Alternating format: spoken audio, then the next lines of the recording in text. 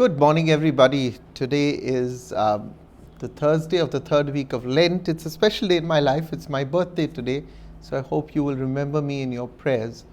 Our text today is taken from Luke chapter 14, verse 23. I'm going to read that text first. I've entitled today's teaching, But I Only Stole a Pencil. Let's read the text first. Luke chapter 11, verse 14 to 23. Now he was casting out a demon that was mute. When the demon had gone out, the one who had been mute spoke, and the crowds were amazed. But some of them said, He casts out demons by Beelzebul, the ruler of demons. Others, to test him, kept demanding from him a sign from heaven. But he knew what they were thinking, and he said to them, Every kingdom divided against itself becomes a desert, and house falls on house. If Satan also is divided against himself, how will his kingdom stand? For you say that I cast out demons by Beelzebul. Now if I cast out demons by Beelzebul, by whom do your exorcists cast them out? Therefore they will be your judges. But if it is by the finger of God that I cast out the demons, then the kingdom of God has come to you. When a strong man, fully armed, guards his castle, his property is safe. But when one stronger than he attacks him and overpowers him, he takes away his armor in which he trusted and divides his plunder. Whoever is not with me is against me, and whoever does not gather with me scatters. The Gospel of the Lord. Praise be to you, Lord Jesus Christ. Now, hate, my dear friends,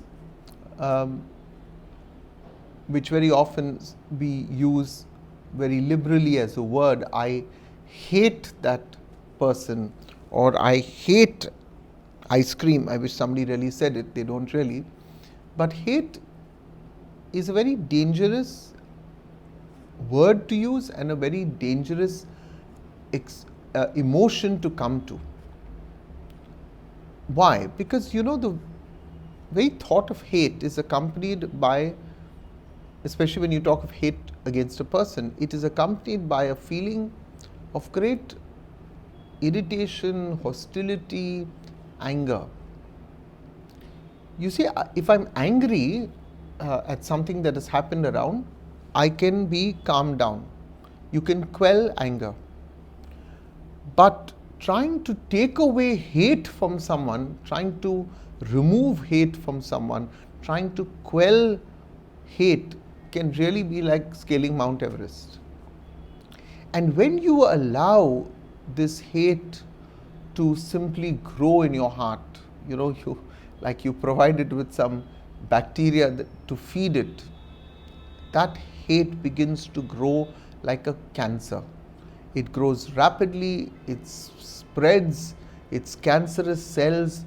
That hate infects the mind, it will ravage the body. Every action, everything that you do comes from hate, and there is evil flowing through your body. And finally, I think for me, the worst thing that hate does is affects the mind. And when you hate somebody here, it is the most dangerous thing, because you cannot see straight after that. Do not take pride that you say, I hate this person so much, because by saying that, you are unable to think clearly when it comes to that person. So dangerous is it when it infects the mind that you can even call God the devil. And that's what the Jews in today's text called Jesus. He is Beelzebul. He casts out demons by Beelzebul, who is the ruler of demons. That's how much of hate the scribes and the Pharisees had for Jesus. Now, make no mistake, as much as we read the Gospels, very often we take away the emotions, we take away the drama. But Jesus was extremely hated by the Pharisees and scribes. Do not just think that, because he made a few statements here, there and everywhere, they were offended. They allowed this hate to build up. And several times in scripture we are told they went out and plotted against him, how to put him to death. Now, the Jews use the oldest trick in the book. When you want to attack a person, and you can't attack a person on facts, and I've said this very often, there are some people who cannot attack you on facts. So then they make some vague, silly, personal statement. In Latin, it is called ad hominem. You attack, the Latin translation means, ad hominem means to the man, or you make a personal attack. So because the Jews could not attack the fact of the exorcism, remember, there's a mute person who has a demon in it, and the demon comes out and Jesus speaks, the crowds are amazed, everybody is, wow, that's fantastic. Has a miracle taken place? Yes. Can you attack and say that miracle never took place? No. So the Jews could not attack the fact of the exorcism. So what did they do? They attacked the source of the exorcism, Jesus. They attacked the source of Jesus' power. And they also attacked those who followed him. For them, the source of Jesus' power was Beelzebul. So you said, yes, we know. We are aware that he has healed this mute man. Yes, this mute man can speak. But do you know where he gets this power from? This power comes from the evil one. That's exactly what they did. So they cannot attack the fact of the matter. They attack the source of the matter. Now, they say that he casts out demons by Beelzebul, the prince of demons or the ruler of demons. Who is this prince of demons? Who is this person that is allegedly the source of Jesus' power? Now, when you translate the word Beelzebub or Beelzebul, it simply means the Lord of heaven, also the Lord of flies. So Beelzebul or Beelzebub was the Canaanite god of the Philistine. The Philistines had a city called Ekron, and this was their god, the Canaanite god. Now, we will find mention of Beelzebub or Beelzebul in 2 Kings, chapter 1, verse 2. When the king of Israel was injured, he wanted to inquire, not of God, but of Beelzebub, the god of Ekron, whether he would recover or not. Yeah, it's like how we sometimes say, I'm sick, go to some Baba down the road, and that Baba will give you one tavis, and the Baba will give you some powder. This kind of nonsense exists even with some of our Christians. We tend to find out from other sources. I don't know how far this is true, but a couple of days ago on social media, there were what seemed to be Catholic politicians in Goa proudly putting up photographs of them worshipping and visiting certain temples. I don't know whether this is true. I don't know whether it's not true, because so much of it is morphed. But I find this very, very disturbing, that I need to go to another god. By worshipping one god, I don't become intolerant. I become faithful. Can I say that again? By worshipping one God, I don't become intolerant, I become faithful. I don't need to consult 40 gods. I don't need to consult any other gods. I have one God. The first commandment is this: I am the Lord your God, you will have no other gods before me. End of story. I don't need to give my attendance to other gods to please, and especially the Catholic politicians. Yeah, publicly professed sins, for publicly professed sins, Holy Communion can be denied. And I wish, if it is true, a priest would deny these people communion. Now, Pope Francis will always speak of mercy. Yeah, but Jesus, in the corporal acts of mercy, we are also told in the to correct sinners. We are called to correct sinners, to admonish them. So mercy is not devoid of justice, especially when our acts sometimes by our actions. If Father Warner walks into a temple, clicks a photograph, etc., and causes scandal, I cannot afford to do that. I'm confusing my congregations. Sometimes even priests participate in cultural functions linked to religion, to garba, and they justify it. How can we justify it? Now, looking at our text, Jesus answers the Jews with simple common sense. He says, you are saying that by Beelzebul I exorcise the devil. He says, if he has the power from Satan, then why would Satan want to heal someone? That's not Satan's job to heal people. Why would Satan want to do good when that's not in his nature? If Satan does good and starts healing people, he will divide his own house. So just to prove a point, Jesus now confronts his detractors with a simple argument. He says, okay, let us assume the Jewish exorcists were successful in their exorcism. Then did they also get their power from Beelzebul? And if so, why did the Jews not protest as much as they seem to be doing now with Jesus? Their hypocrisy was completely exposed. Their inconsistencies were laid bare. And Jesus asserts that God, not Satan, God is behind. He says, you want to know the source? You have now called God Satan. I'm telling you, God is behind the exorcism.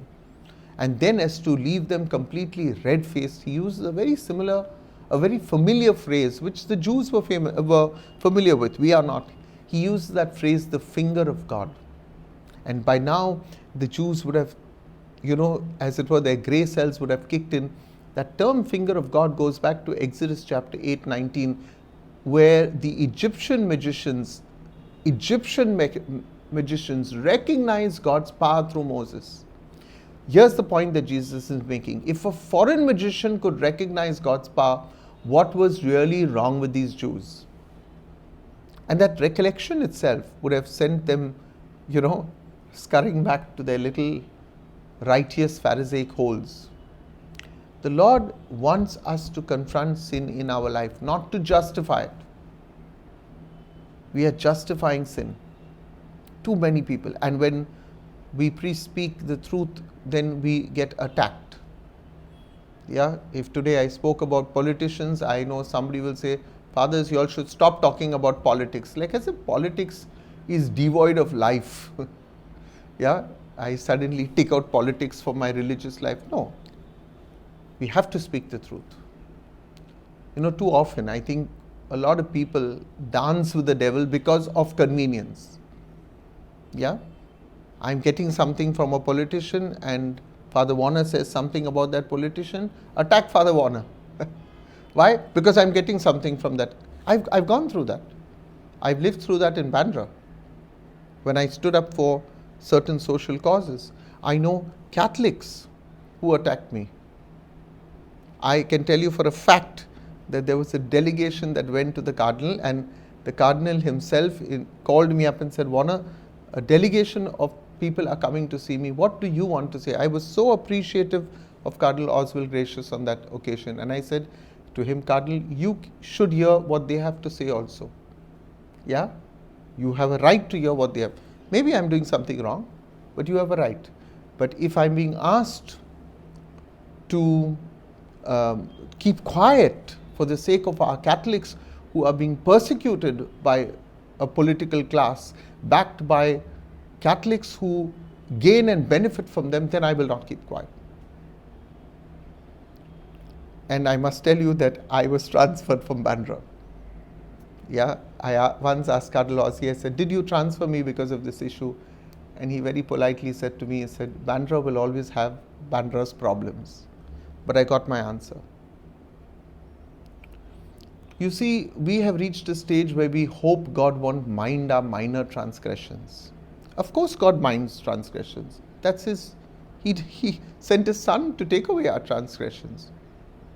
Some of us think, oh, I'm only stealing a pencil.